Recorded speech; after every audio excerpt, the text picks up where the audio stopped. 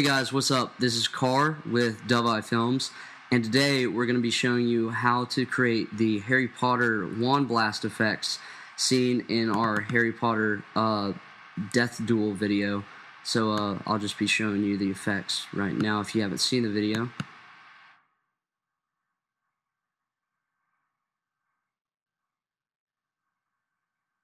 Okay, so today the main portion of it is going to be creating the wand blast scene right here, and then the second portion is going to be how to do the impact to the ground with the wand blast.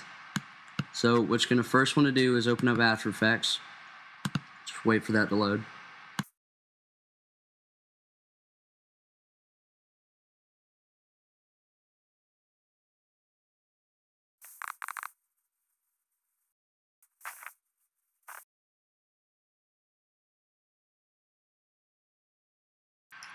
Okay, and then I'm going to be working with this piece of footage from the video.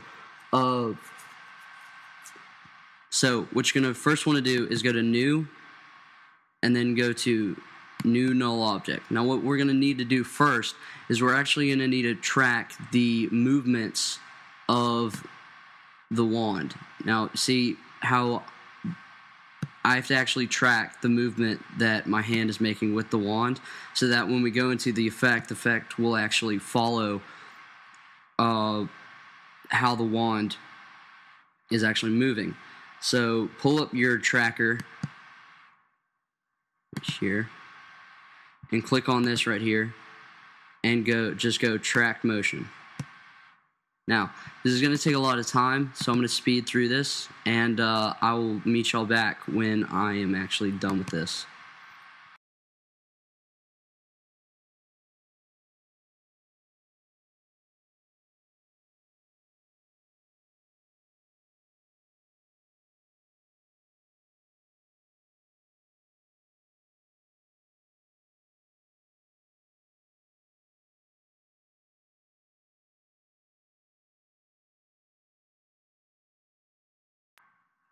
Okay, welcome back. I actually haven't tracked the whole entire video because that would just take an immense amount of time.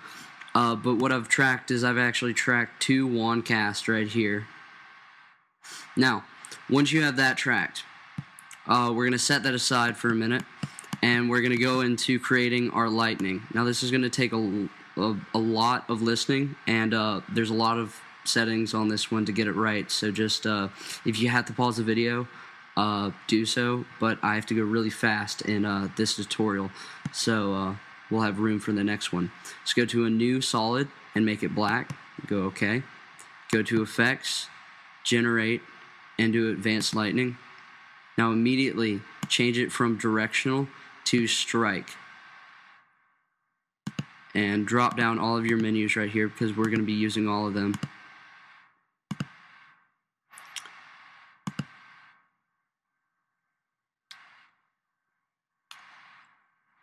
Okay, so once you got all that set, the opacity needs to be set to 100%. The core opacity needs to be set to 100. Core radius needs to be set to 10. Okay. All of this, glow radius, glow opacity, all of that needs to be set to 50. Forking needs to be 25. Lightning, the lightning decay needs to be actually 0, I believe. Or actually, never mind. It actually needs to be, that also needs to be 25. Sorry. Check Decay main core as well. Complexity needs to be 6. Minimum forking distance needs to be 60. Okay.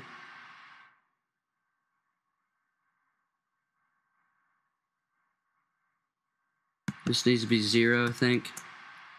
No, it needs to be 8. Sorry.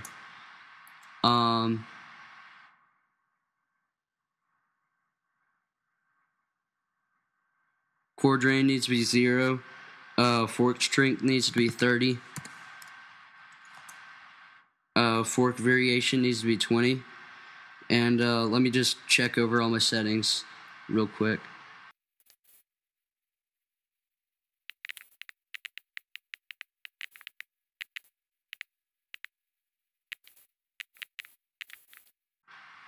Okay, once you have all that done, I'm going to have all the things over here in a minute that you can be reviewing everything for.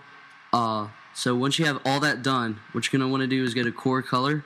And because we're going to be doing the Killing Curse, you're going to be trying to do kind of like a limeish, bluish, greenish color for both the glow color and the core opacity.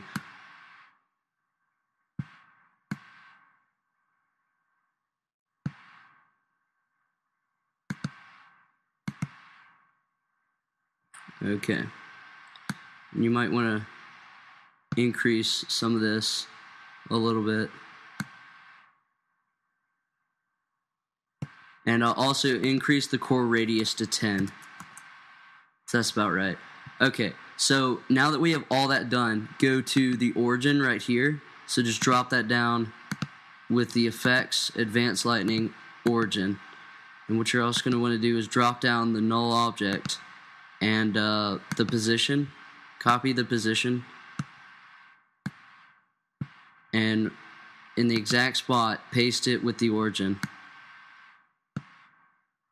Okay, so now we've tracked this with our null object, and now that we paste it with the origin, if we scrub through, wherever we go, that lightning is going to follow where we've tracked. Which I didn't do a very good job of tracking for some of it, so you might want to go back and adjust it if your track wasn't very good like mine was. So let me do that real quick.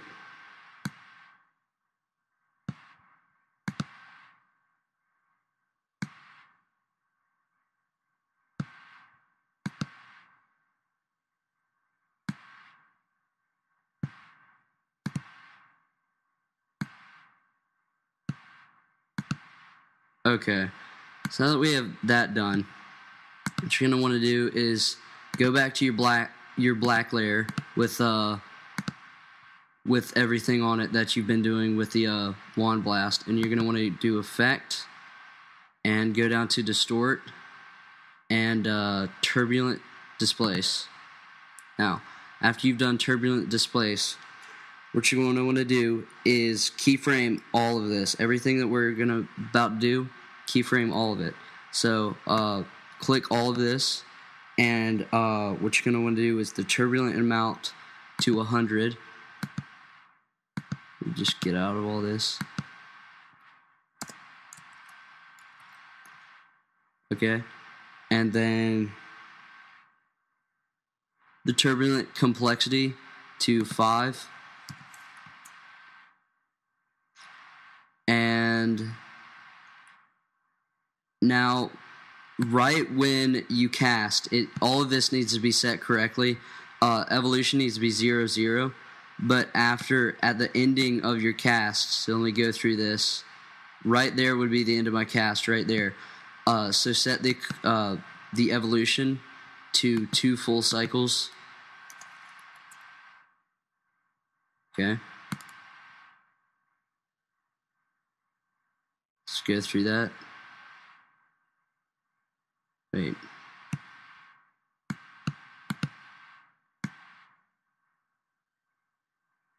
Okay. So that's that. Now that we've done all that, to make this look a little bit more it's kind of looking like liquid, which is good. I mean, we're looking about 10 keyframes here, so you can put a lot of detail into it, but don't go overboard with it. But we're gonna also go over here and go to distort. Where is it? Distort, and we're also gonna go to liquefy, and go to the beginning of it real quick, right about there, and and just set all your distortion to 0. But at the end of it, actually, you're going to want to set it to 100%, which is already set there, which I shouldn't have done it. That I go back to the beginning and do your distortion percentage to 0, and then at the end it should be 100, which is right there.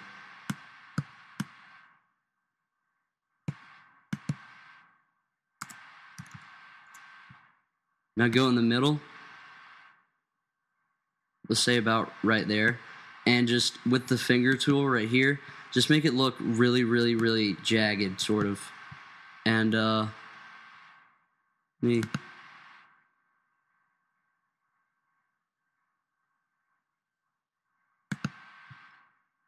increase the pressure a little bit. Just make this really, really, really jagged.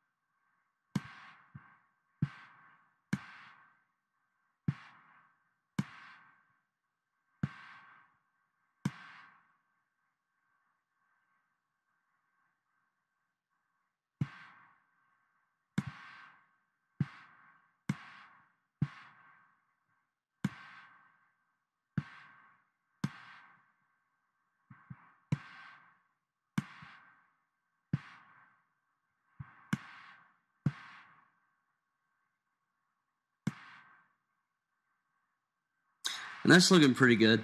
So after you've done all that, minimize all of this stuff so it doesn't get too crazy in here, and go to Effect, Blur, and go to CC Vector Blur. And then just toy around with this a little bit. It's just so it doesn't look so just straight, and it's obvious that this is it doesn't look that great yet, but once we toy around with the amount with the CC Vector Blur and kind of lowering the amount by a little bit and just blurring it a little bit, it gives it a little bit more realistic, kind of like a realistic casting of this wand blast. And then also, you might want to add another blur, maybe a Gaussian blur, just a little bit, maybe a 2. It's looking good. Okay, and then right there, it's a little bit too blurry, so maybe down to 1 again. And so that's looking good. So now what we're gonna want to do is we need to make it look like it's coming out of the wand rather than just it's already there. So let's go to Advanced Lightning and drop it down to the direction, and now just shorten the direction all the way to right here, and then go all the way back to where you're about to cast it. Just drag that out a little bit.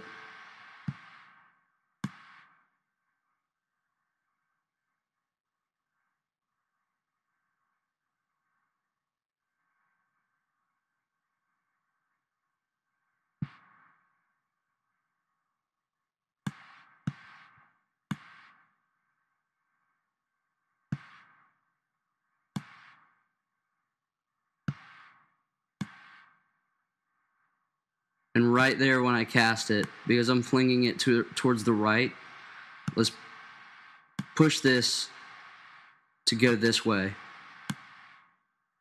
And then scrub through a little bit more. And let's pull the direction all the way down here, as well as the origin.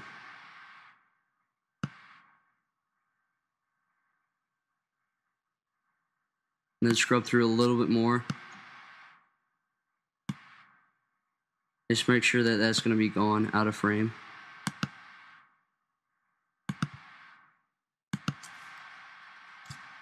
And then we can do the same for over here.